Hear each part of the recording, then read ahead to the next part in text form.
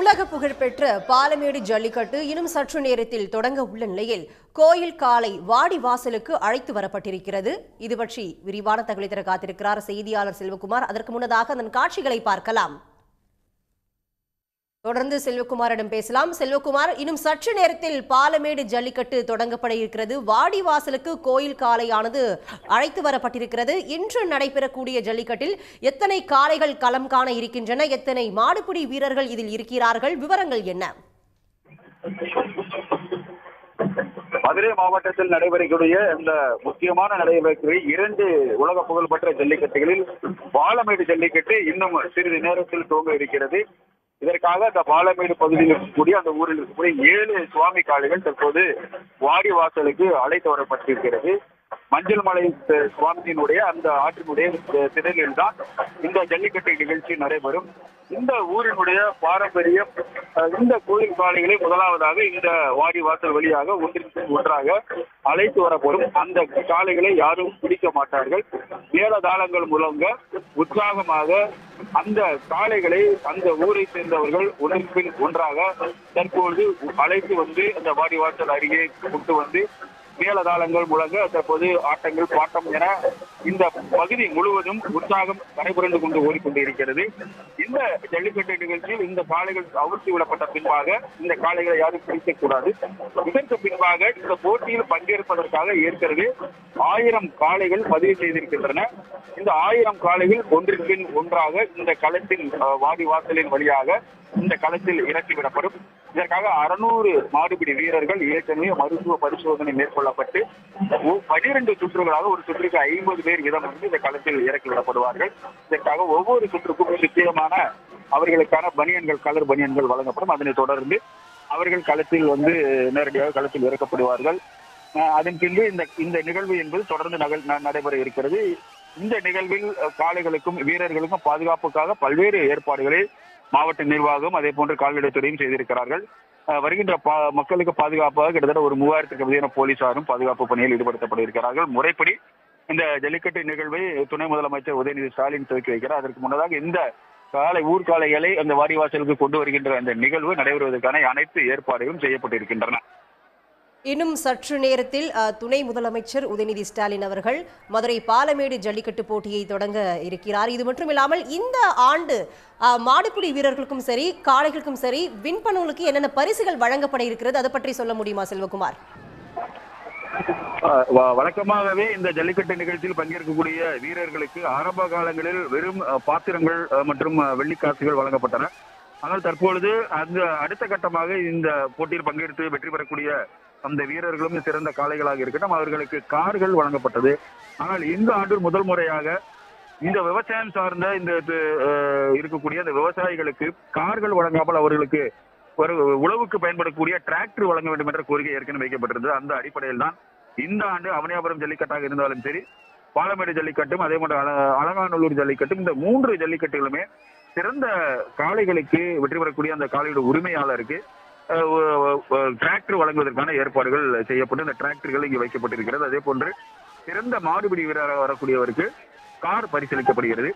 2வது பரிசு பெறக்கூடியவர்களுக்கு இருசக்கர வாகனமும் அதே போன்று நாட்டு பசுவும் கன்றும் வழங்குவதற்கான ஏற்பாடுகள் செய்திருக்கிறார்கள்.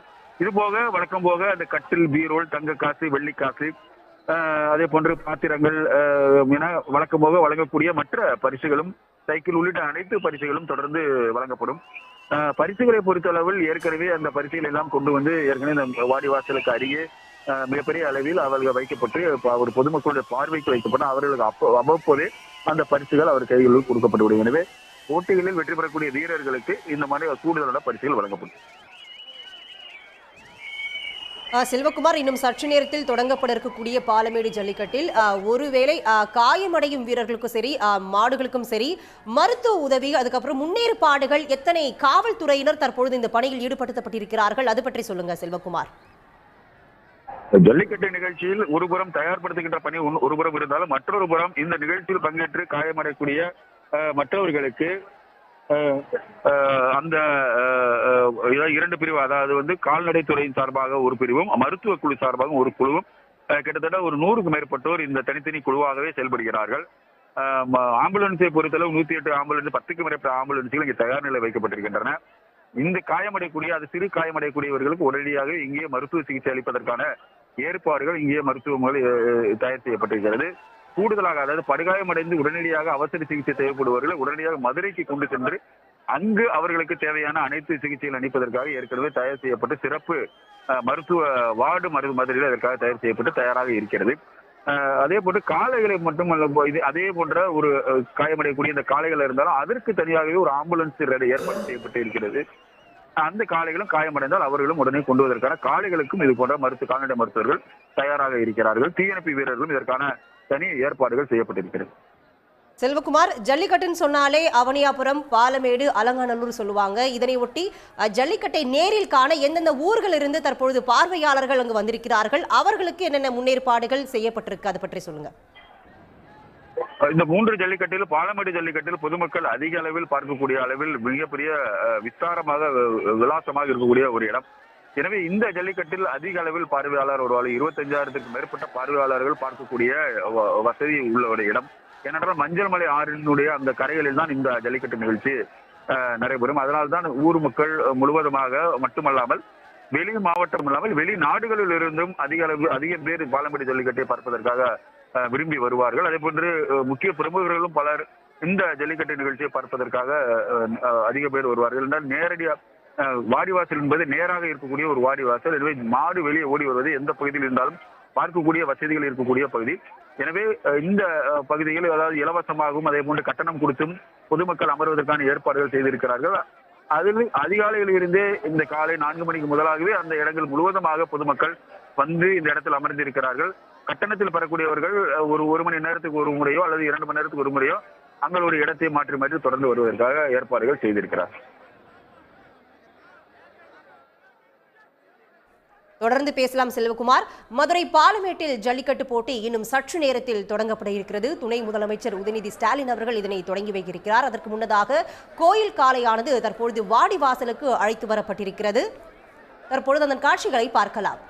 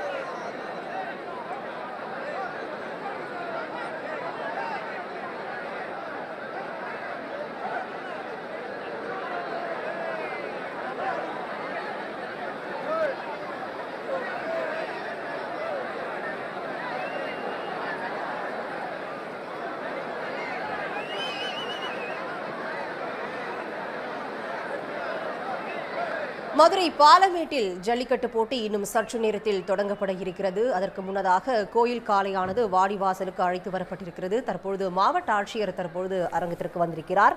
இன்னும் சற்று நேரத்தில் துணை முதலமைச்சர் உதயநிதி ஸ்டாலின் அவர்கள் மதுரை பாலமேடு ஜல்லிக்கட்டு போட்டியை தொடங்கியிருக்கிறார்கள். 1000 காளைகளும் 600 மாடுபிடி வீரர்களும் தற்பொழுது களம் காண காத்திருக்கின்றன. சிறந்த காளைக்கு டிராக்டரும் மாடுபிடி வீரருக்கும் காரும் பரிசாக வழங்கப்பட இருக்கிறது. அதற்கு முன்னதாக மாடுபிடி வீரர் மற்றும் காளைகளுக்கு மருத்துவ பரிசோதனையானது மேற்கொள்ளப்பட்டிருந்தது. இன்னும் சற்று நேரத்தில் மதுரை பாலமேடு ஜல்லிக்கட்டு போட்டியானது தொடங்கப்பட இருக்கிறது.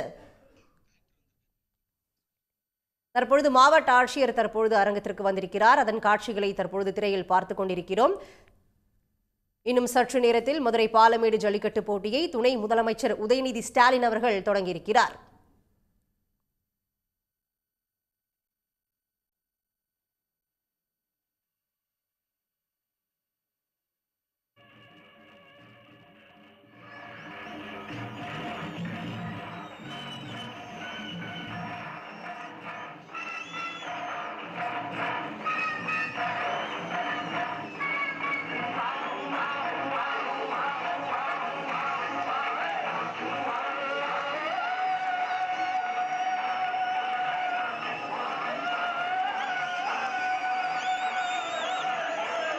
மதுரை பாலமேடு ஜல்லிக்கட்டு போட்டியை இன்னும் சற்று நேரத்தில் துணை முதலமைச்சர் உதயநிதி ஸ்டாலின் அவர்கள் தொடங்கி வைக்க இருக்கிறார். அதற்கு முன்னதாக தற்போது மாவட்ட ஆட்சியர் அரங்கத்திற்கு வந்து அதன் ஆய்வு பணியை தற்பொழுது ஈடுபடுத்தியிருக்கிறார். இது பற்றி தொடர்ந்து பேசலாம் செய்தியாளர் செல்வகுமாரிடம். செல்வகுமார், தற்பொழுது மாவட்ட ஆட்சியர் தற்பொழுது மைதானத்திற்கு வந்திருக்கிறார். குறிப்பா எத்தனை மணிக்கு ஜல்லிக்கட்டு போட்டி தொடங்கப்பட இருக்கிறது?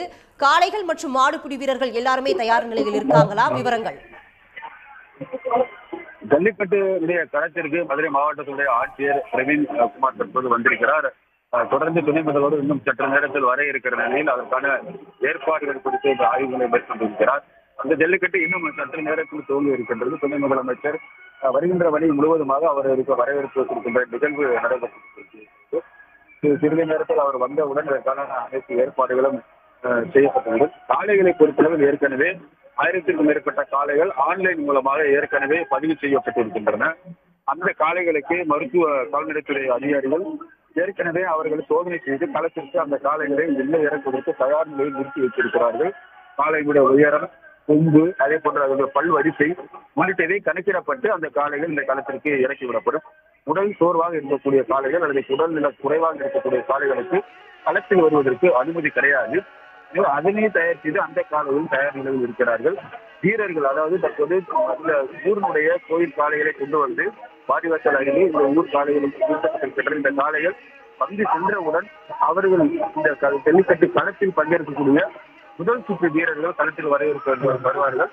அவர்களுக்கு மாவட்ட ஆட்சியர் தலைமையில், அதே போன்று துணை முதலமைச்சர் அவர்கள் தலைமையிலும் உறுதிமொழி ஏற்கின்ற அந்த நிகழ்வு நடைபெறும். அதாவது காளைகளுக்கு எந்தெந்த துன்புறுத்தலும் செய்ய மாட்டோம் என்கின்ற இந்த உறுதிமொழி ஏற்படும். இந்த உறுதிமொழிக்கு பின்பாக முறைப்படி இந்த ஜல்லிக்கட்டு நிகழ்ச்சி அந்த ஏற்கனவே மருத்துவ பரிசோதனை செய்யப்பட்டு களத்தில் கொண்டு வருவதற்கு தயாராக இருக்கக்கூடிய காளைகள் இந்த காளைகள் அவிழ்த்து விடப்படும். அனைத்து நிகழ்வுகளும் தற்போது தயாராக இருக்கின்றன. உற்சாகமாக அனைவரும் இந்த ஜல்லிக்கட்டு நிகழ்ச்சியை வரவேற்பதற்கான அனைத்து ஏற்பாடுகளும் செய்திருக்கிறார்கள். காவல்துறையை பொறுத்தளவு இன்றும் நாளில் மிகப்பெரிய அளவில் நடக்கக்கூடிய ஒரு ஜல்லிக்கட்டு நிகழ்வு என்பதால் சுற்றி இருக்கக்கூடிய மாவட்டங்களில் இருந்து 3000க்கும் அதிகமான காவல்துறையினர் அதே போன்று மாவட்ட காவல் கண்காணிப்பாளர் பல மாவட்டங்களிலிருந்து இங்கு வந்திருக்கிறார்கள். இவர்கள் அனைவருமே தயார் நிலையில் இந்த நிகழ்வு ஏற்பாடு செய்வதற்கான ஏற்பாடுகளை எல்லாம் செய்திருக்கிறார்கள். இன்னும் சற்று நேரத்தில் உடனடியாக இந்த ஜல்லிக்கட்டு நிகழ்ச்சி எல்லாம்